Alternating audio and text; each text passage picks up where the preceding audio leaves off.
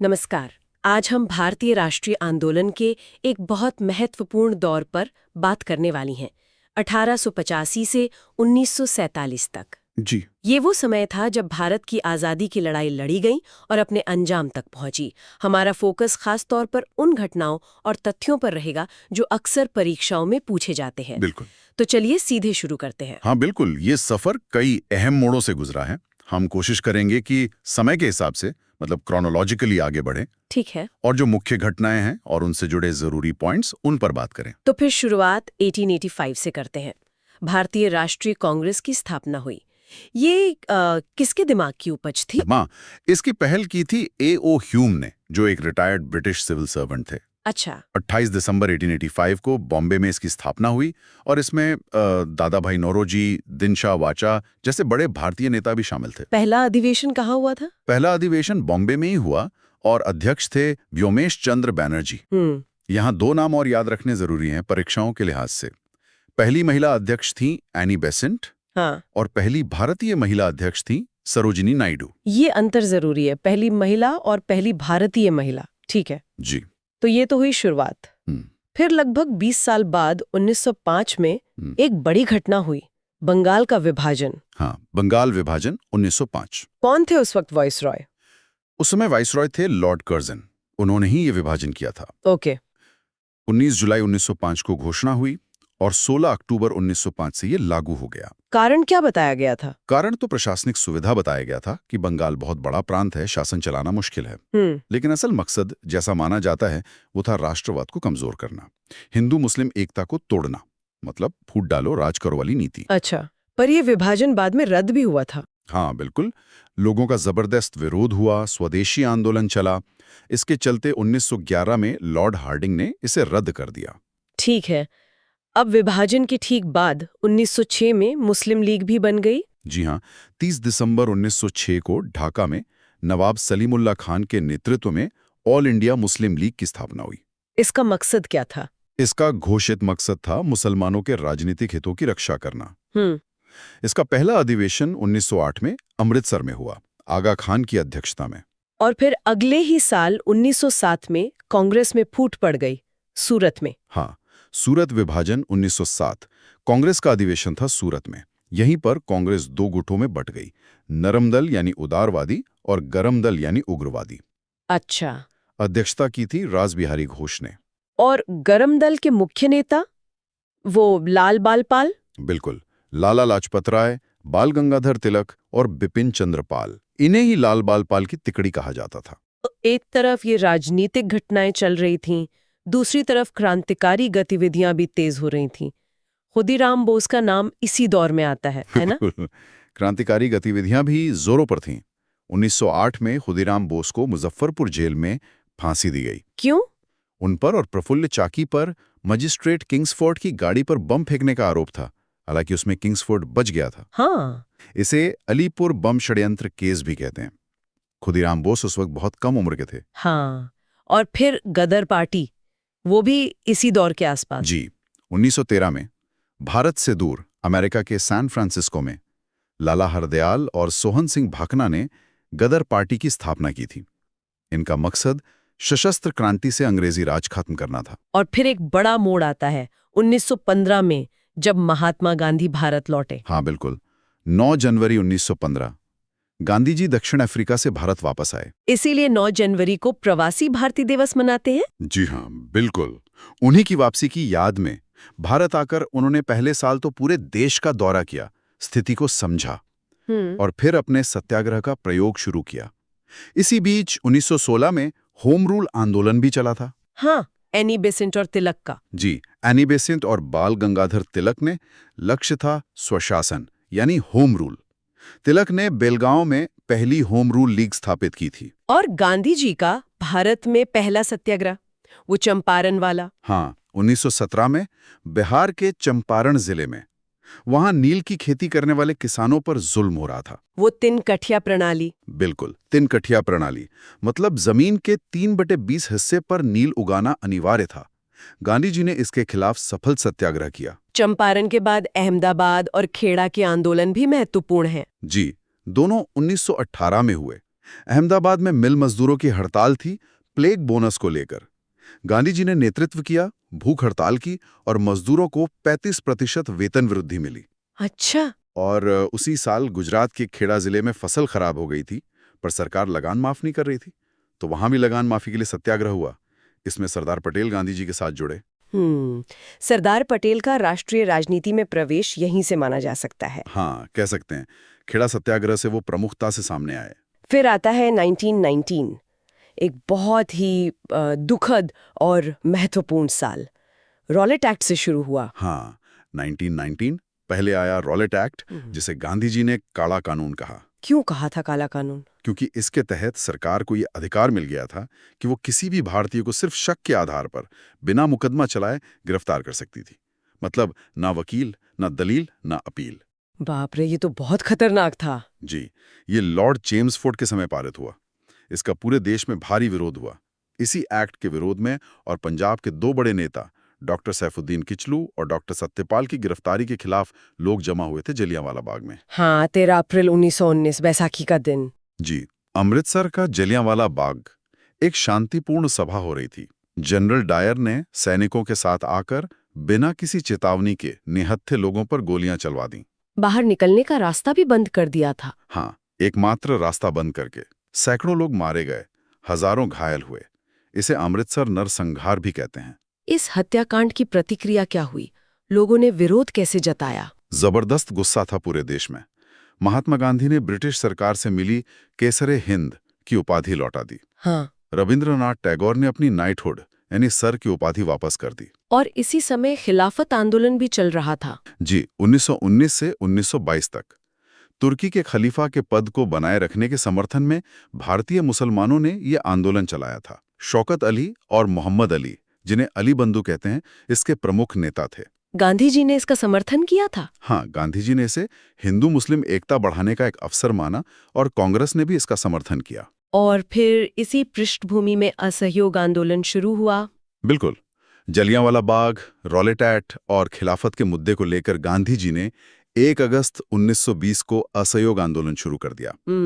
दिसंबर 1920 में कांग्रेस के नागपुर अधिवेशन में इसे औपचारिक रूप से अपनाया गया। इसमें सरकारी नौकरियों, अदालतों, स्कूलों, कॉलेजों, विदेशी कपड़ों, सबका बहिष्कार शामिल था। ये आंदोलन काफी सफल रहा था शुरू में। हाँ, बहुत बड़े पैमाने पर लोगों ने हिस्सा लिया। अभूतपूर्व था ये। लेकिन फिर चौरी चौरा की घटना हो गई। हाँ, 4 फरवरी 1922 को उत्तर प्रदेश में गोरखपुर के पास चौरी चौरा नाम की जगह पर आंदोलनकारियों की एक भीड़ ने गुस्से में आकर पुलिस थाने में आग लगा दी, जिसमें कई पुलिस वाले मारे गए थे। जी, 22 पुलिसकर्मी मारे गए। गांधी जी अहिंसा के सिद्धांत को लेकर बहुत दृढ़ थे। इस हिंसा से वो बहुत आहत हुए और उन्होंने आंदोलन वापस ले लिया। हाँ, फौरन 12 फरवरी 1922 को उन्होंने असहयोग आंदोलन वापस लेने की घोषणा कर दी। हालांकि उनके इस फैसले की काफी आलोचना भी हुई थी उस समय। आंदोलन वापसी के बाद फिर कांग्रेस में मतभेद हुए, स्वराज पार्टी बनी। जी, कई नेता जैसे चितरंजन दास और मोतीलाल नेहरू गांधी जी के फैसले से सहमत नहीं थे। उनका मानना था कि परिषदों का बहिष्कार करने की बजाय चुनाव लड़कर परिषदों में जाना चाहिए और वहां सरकार का विरोध करना चाहिए। अच्छा, मतलब सिस्टम के अंदर जाके लड़ना। हाँ, एक तरह से। इसी विचार के साथ उन्होंने 1 जनवरी 1923 को स्वराज पार्टी का गठन किया। चितरंजन दास को देशबंधु भी कहा जाता है। और 1924 का बेलगाम अधिवेशन, वो क्यों खास है? वो इसलिए खास है क्योंकि वो एकमात्र कांग्रेस अधिवेशन था जिसकी अध्यक्षता महात्मा गांधी ने की थी। हाँ, ये सवाल अक्सर आता है परीक्षाओं में। एकमात्र अधिवेशन जिसकी अध्यक्षता गांधी जी ने की, बेलगांव 1924। जी, ठीक है, आगे बढ़ते। 1928 में साइमन कमीशन भारत आया। इसका काफी विरोध हुआ था, साइमन गो बैक के नारे लगे थे। हाँ, 1927 में ब्रिटिश सरकार ने सर जॉन साइमन की अध्यक्षता में एक कमीशन बनाया था। काम था भारत में संवैधानिक सुधारों की समीक्षा करना। तो विरोध क्यों हुआ? विरोध इसलिए हुआ क्योंकि इस कमीशन में 7 सदस्य थे और सातों के सातों अंग्रेज थे, कोई भारतीय नहीं था। ओहो, मतलब भारतीयों के भविष्य का फैसला बिना किसी भारतीय के। बिल्कुल, इसे भारतीयों ने अपना अपमान समझा। इसीलिए जब कमीशन 3 फरवरी 1928 को बॉम्बे पहुंचा तो पूरे देश में इसका जबरदस्त विरोध हुआ। हड़तालें हुई, साइमन गो बैक के नारे लगे। इसी विरोध में लाला लाजपत राय जी की मृत्यु हुई थी। हाँ, लाहौर में विरोध प्रदर्शन का नेतृत्व करते हुए उन पर पुलिस ने लाठीचार्ज किया था। वे बुरी तरह घायल हो गए और कुछ दिनों बाद उनकी मृत्यु हो गई। उनकी शहादत ने आंदोलन को और मजबूती दी होगी। बिल्कुल। इसके बाद स्वतंत्रता की मांग और तेज हो गई। 1929 में कांग्रेस का लाहौर अधिवेशन हुआ। जिसकी अध्यक्षता जवाहरलाल नेहरू ने की। जी, ये एक ऐतिहासिक अधिवेशन था। यहीं पर कांग्रेस ने पहली बार पूर्ण स्वराज यानी कंप्लीट इंडिपेंडेंस को अपना लक्ष्य घोषित किया। पहले डोमिनियन स्टेटस मांग रहे थे। हाँ, पहले डोमिनियन स्टेटस की मांग थी, पर अब लक्ष्य पूर्ण स्वराज हो गया। और यहीं तय हुआ कि 26 जनवरी 1930 को पहला स्वतंत्रता दिवस मनाया जाएगा। और मनाया भी गया। जी पूर्ण स्वराज के लक्ष्य के बाद अगला बड़ा कदम दांडी मार्च, नमक सत्याग्रह। हाँ, पूर्ण स्वराज की घोषणा के बाद उसे पाने के लिए गांधी जी ने सविनय अवज्ञा आंदोलन यानी सिविल डिसोबीडियंस मूवमेंट शुरू करने का फैसला किया। इसकी शुरुआत नमक कानून तोड़कर की। जी, उस समय नमक बनाने पर सरकारी एकाधिकार था, टैक्स भी था। गांधी जी ने इसे अन्यायपूर्ण माना। 12 मार्च 1930 को साबरमती आश्रम से अपने 78 चुने हुए साथियों के साथ दांडी के लिए पैदल यात्रा शुरू की। लगभग 240 मील चलकर 6 अप्रैल 1930 को दांडी पहुंचे और समुद्र किनारे नमक बनाकर कानून तोड़ा। इस समय वाइसरॉय कौन थे? Lord Irwin. ठीक है। दांडी मार्च के बाद फिर लंदन में गोलमेज सम्मेलनों का सिलसिला शुरू हुआ। हाँ, ब्रिटिश सरकार संवैधानिक सुधारों पर चर्चा करना चाहती थी। 3 गोलमेज सम्मेलन हुए लंदन में। पहला कब हुआ? पहला हुआ नवंबर 1930 से जनवरी 1931 तक। कांग्रेस ने इसमें हिस्सा नहीं लिया क्योंकि सविनय अवज्ञा आंदोलन चल रहा था। फिर सरकार ने कांग्रेस को मनाने की कोशिश की। 5 मार्च 1931 को गांधी जी और वाइसरॉय इरविन के बीच एक समझौता हुआ, गांधी-इरविन पैक्ट। इसमें क्या तय हुआ? इसमें तय हुआ कि सरकार राजनीतिक कैदियों को रिहा करेगी जिन पर हिंसा का आरोप नहीं है, और गांधी जी आंदोलन स्थगित करके दूसरे गोलमेज सम्मेलन में भाग लेंगे। तो गांधी जी गए दूसरे सम्मेलन में? हाँ, सितंबर से दिसंबर 1931 में दूसरा गोलमेज सम्मेलन हुआ। गांधी जी कांग्रेस के एकमात्र प्रतिनिधि के तौर पर गए। सरोजिनी नायडू ने भारतीय महिलाओं का प्रतिनिधित्व किया। क्या ये सफल रहा? नहीं, ये भी असफल रहा। सांप्रदायिक प्रतिनिधित्व के सवाल पर कोई सहमति नहीं बन पाई। गांधी जी निराश होकर लौटे और आंदोलन फिर से शुरू कर दिया। तीसरा सम्मेलन भी हुआ था? हाँ, नवंबर-दिसंबर 1932 में तीसरा सम्मेलन हुआ। इसमें भी कांग्रेस ने भाग नहीं लिया। इसी दौरान पूना पैक्ट हुआ था गांधी जी और अंबेडकर जी के बीच। जी बिल्कुल। दूसरे गोलमेज सम्मेलन के बाद ब्रिटिश प्रधानमंत्री ने दलितों के लिए अलग निर्वाचन मंडल यानी सेपरेट इलेक्टोरेट की घोषणा कर दी थी, जिसे कम्युनल अवार्ड कहते हैं। गांधी जी इसके खिलाफ थे? हाँ, गांधी जी का मानना था कि इससे हिंदू समाज बढ़ जाएगा। उन्होंने पूना की यरवदा जेल में इसके विरोध में आमरण अनशन शुरू कर दिया। तब डॉक्टर B.R. अम्बेडकर और गांधी जी के बीच 24 सितंबर 1932 को एक समझौता हुआ, जिसे पूना पैक्ट कहते हैं। इसमें क्या हुआ? इसमें दलितों के लिए अलग निर्वाचन मंडल की मांग छोड़ दी गई, लेकिन प्रांतीय विधानमंडलों में उनके लिए आरक्षित सीटों की संख्या काफी बढ़ा दी गई। अच्छा, और डॉक्टर अंबेडकर ने तीनों गोलमेज सम्मेलनों में भाग लिया था? जी हाँ, ये एक महत्वपूर्ण तथ्य है। डॉक्टर अंबेडकर तीनों सम्मेलनों में शामिल हुए थे। इन सब चर्चाओं के बाद फिर 1935 का भारत सरकार अधिनियम आया। हाँ, गवर्नमेंट ऑफ इंडिया एक्ट 1935। ये ब्रिटिश भारत का सबसे लंबा अधिनियम था। लॉर्ड विलिंगडन उस समय वाइसरॉय थे। इसके मुख्य प्रावधान क्या थे? इसमें प्रांतीय स्वायत्ता दी गई। केंद्र में एक अखिल भारतीय संघ का प्रस्ताव था, हालांकि वो लागू नहीं हो पाया। बर्मा को भारत से अलग कर दिया गया। भारत परिषद यानी इंडिया काउंसिल को खत्म कर दिया गया। और इसी के आसपास पाकिस्तान की मांग भी उठी। हाँ, 1940 में मुस्लिम लीग ने अपने लाहौर अधिवेशन में पहली बार औपचारिक रूप से एक अलग मुस्लिम राष्ट्र यानी पाकिस्तान की मांग का प्रस्ताव पारित किया। फिर दूसरा विश्व युद्ध शुरू हो गया। उस दौरान क्रिप्स मिशन भारत आया था। जी, दूसरा विश्व युद्ध 1939 में शुरू हुआ। युद्ध में भारतीयों का सहयोग पाने के लिए ब्रिटिश सरकार ने मार्च 1942 में सर स्टैफोर्ड क्रिप्स के नेतृत्व में एक मिशन भेजा। उसने क्या प्रस्ताव दिए?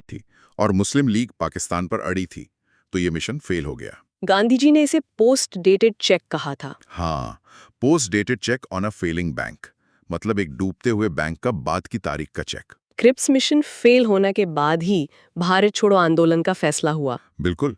गांधी जी को लगा कि अब अंग्रेजों को भारत छोड़ने के लिए मजबूर करना ही होगा। 8 अगस्त 1942 को कांग्रेस ने बॉम्बे के ग्वालियर टैंक मैदान में भारत छोड़ो प्रस्ताव पारित किया। इसे किसने पेश किया था? जवाहरलाल नेहरू ने। और इसी मौके पर गांधी जी ने नारा दिया, करो या मरो, डू और डाई।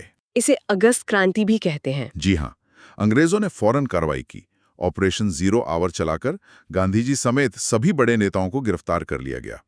लेकिन यह आंदोलन जनता के स्तर पर चलता रहा और इसने ब्रिटिश राज को हिलाकर रख दिया। और फिर आजादी की तरफ आखिरी कदम, शिमला सम्मेलन, कैबिनेट मिशन। हाँ, युद्ध खत्म होने के बाद 1945 में लॉर्ड विविल ने शिमला में एक सम्मेलन बुलाया, पर वो असफल रहा। फिर 1946 में ब्रिटिश सरकार ने कैबिनेट मिशन भेजा। इसमें कौन कौन थे? 3 सदस्य थे, पैथिक लॉरेंस, स्टैफर्ड क्रिप्स और एवी अलेक्जेंडर। इसका काम था संविधान निर्माण और सत्ता हस्तांतरण की रूपरेखा तैयार करना। क्या इसने बंटवारे का सुझाव दिया था? नहीं, कैबिनेट मिशन ने बंटवारे का सुझाव नहीं दिया था, बल्कि एक ढीले ढाले संघ का प्रस्ताव रखा था। इसी की योजना के तहत संविधान सभा का चुनाव हुआ। लेकिन फिर भी बंटवारा हुआ, वो कैसे तय हुआ? कैबिनेट मिशन योजना भी आखिर में लागू नहीं हो पाई। कांग्रेस और लीग में सहमति नहीं बनी, देश में सांप्रदायिक दंगे बढ़ गए। तब फरवरी 1947 में लॉर्ड माउंटबेटन आखिरी वाइसरॉय बनकर आए। उन्होंने हालात देखकर ये नतीजा निकाला कि बंटवारा ही एकमात्र रास्ता बचा है।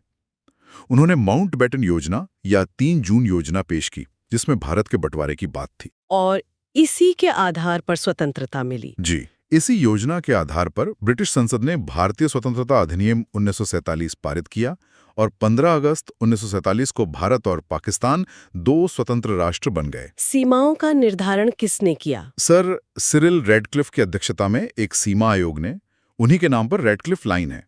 इस पूरी यात्रा में कुछ और महत्वपूर्ण नाम या घटनाएं हैं जो हमें याद रखनी चाहिए, संक्षेप में? हाँ, कई हैं।